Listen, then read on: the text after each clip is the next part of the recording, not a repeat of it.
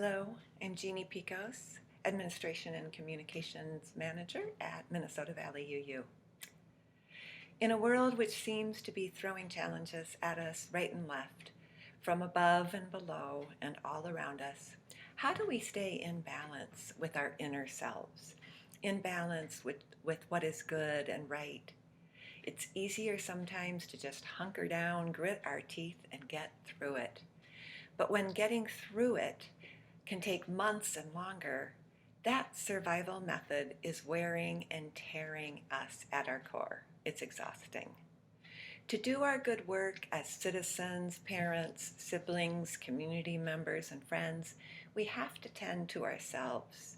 We have to take care to restore and recharge. We can't be the walking wounded and be grounded, be compassionate, or find peace. We won't be a help to anyone if we are bleeding. We know that self-care is imperative, but how do we find solace and comfort in the midst of all this calamity? How do we soothe instead of seethe? When my daughter was little, I took her to the pediatrician for her checkup. She was a healthy, happy child, but also a thumbsucker. She had her blankie and her thumb, and she used them both heartily. I expressed my concern to the doctor because I had been a thumbsucker and then, as a teenager, needed a lot of orthodontia. The doctor gave me some ideas and some hints for reducing her thumb sucking, but then she said something that has always stuck with me. The doctor said, on the other hand, you can look at it as how empowering it is for your daughter to be able to self-soothe. This was the mid-80s. I was a young mother. No one ever talked to me about taking care of myself. Rather, it was all about me taking care of others. That was my job.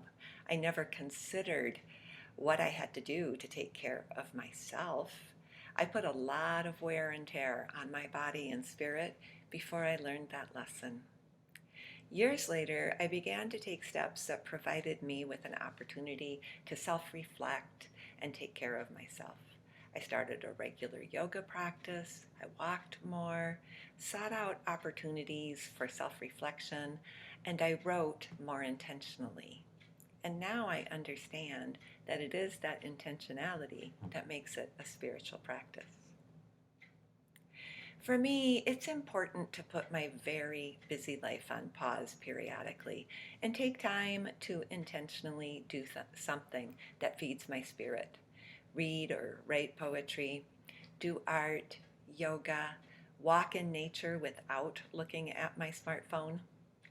These are the practices that give me the strength and resilience which allows me to go back to the world with all of its current challenges and struggles. Every January, I design my own planner and calendar for the year. I fill it with lines for my goals and intentions, and of course with all the dates and times to be scheduled, but I also fill it with favorite poetry. I turned the page the other day and encountered a page filled with Gwendolyn Brooks and Galway Canal, Ada Limon. When I turned that page, I was immediately entered into a holy place. For the next 10 minutes, I sat there reading those poems and I was transported. I went about my day afterwards infused with light from these poets. I was grateful throughout the day to carry their words with me. So I'd like to share with you some of the poems that I encountered the other day. Ada Limon, The Conditional. Say tomorrow doesn't come. Say the moon becomes an icy pit. Say the sweet gum tree is petrified. Say the sun's a foul black tire fire. Say the owl's eyes are pinpricks. Say the raccoon's a hot tar stain. Say the shirt's plastic ditch litter. Say the kitchen's a cow's corpse. Say we never get to see it. Bright future, stuck like a bum star, never coming close, never dazzling.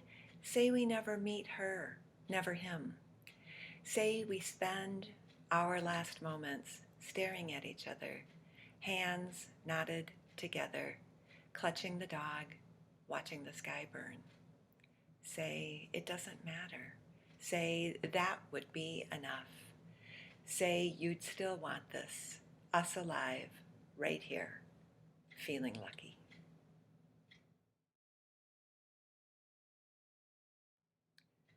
And Galway Canal, how many nights? How many nights have I lain in terror, O Creator Spirit, Maker of night and day, only to walk out the next morning over the frozen world, hearing under the creaking of snow faint, peaceful breaths. Snake, bear, earthworm, ant. And above me, a wild crow, crying, "Ya, ya, ya," from a branch nothing cried from ever in my life.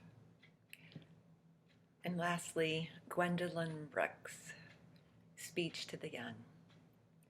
Say to them, say to the downkeepers, the sun slappers, the self-soilers, the harmony hushers, even if you are not ready for day, it cannot always be night.